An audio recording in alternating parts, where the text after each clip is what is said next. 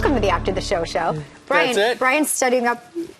And Brian's still here. Brian, you got one for the road? I'm totally thrown off because I left the building. I was in the diner, so in my mind, I'm off work. You already hit the diner. Once you go to the diner, you don't go back. You had a story, though, for the one for the road segment, but because my segment went too long, you were unable to do it. Okay, and that story is... Okay, wait a second. It's going to be read to me. Jen, can you can you push go the into the studio floor? announce button? That'd be great. No, it's just a matter of seconds. It's the internet. So anyone on the internet right now?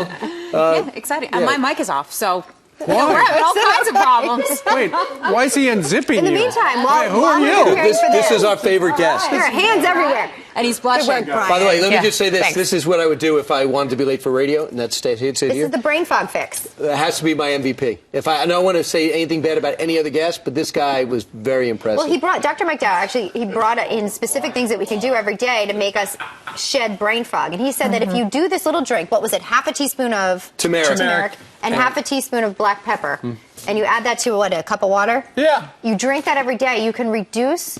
He believes brain fog, but not only that, reduce your any sort of predisposition you might have for Alzheimer's. Yeah, you might not get a 90% chance of not getting Alzheimer's. I'll be sharper. Is it possible for me to be sharper? I mean, No, you're absolutely just not. already there. You're already fog free. Right. And Brian, tomorrow we'll have the story about the meerkat and something else. Yeah. Meerkat.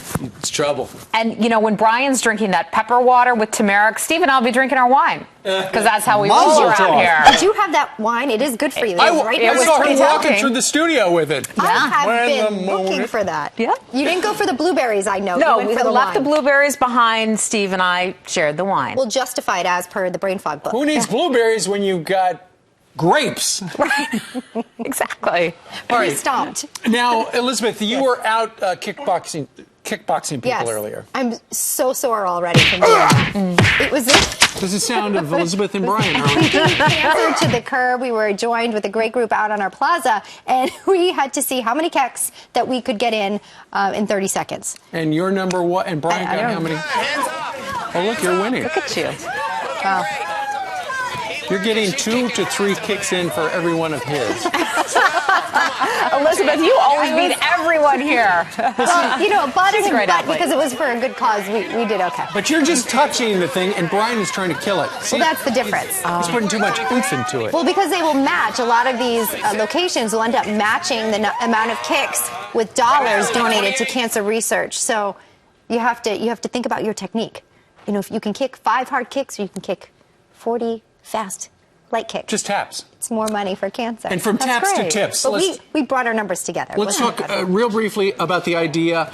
Danny Meyer, one of the most influential restaurateurs here in New York City, is going to get rid of tips, going to jack up the price of a meal, but you don't have to, at the end of the meal, then say, okay, should I give the guy 15%, 20%, 25%? It's just going to all be baked in. Do you think that's a good or a bad idea? I kind of like that idea. I like the simplicity of when you go to other countries and you don't have to worry about figuring out the tip. It's And a lot also, easier. one of you brought up a really good point about the people in the back who are the ones putting together the meals, Yeah. dreaming up what is going into that recipe. And so I like the idea of giving them a little bit more too, and not just the servers. Yeah, so Danny Meyer said that in the past 30 years, that the back kitchen, we'll call it, their salaries have only increased 25% in 30 years, whereas the front of the restaurant, those serving, their salaries have increased 300%.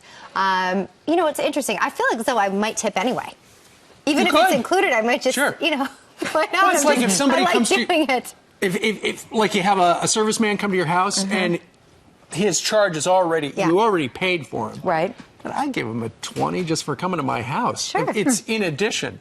But tipping is so arbitrary. There was a study that found that if the waiter or waitress put a smiley face on the receipt, Yes. you gave them more money. Oh, If really? they touched your arm, you gave them more money. If they squat next to the table, you give them more money. So it's kind of like, it's almost a talent show for tips. Right. I'd sit This right eliminates down it. when I would wait tables. I'd say, what? I bet you did. I would just bet you enjoy, had I would join the discussion. I bet you did really well in the tip department. I liked my tips, Yeah. but I thought it was fun. It's an interesting debate, though, and it's going to change. 50,000 meals a week are served here in New York City, and so that's a lot of tipping that will be happening. Or will it? You never know.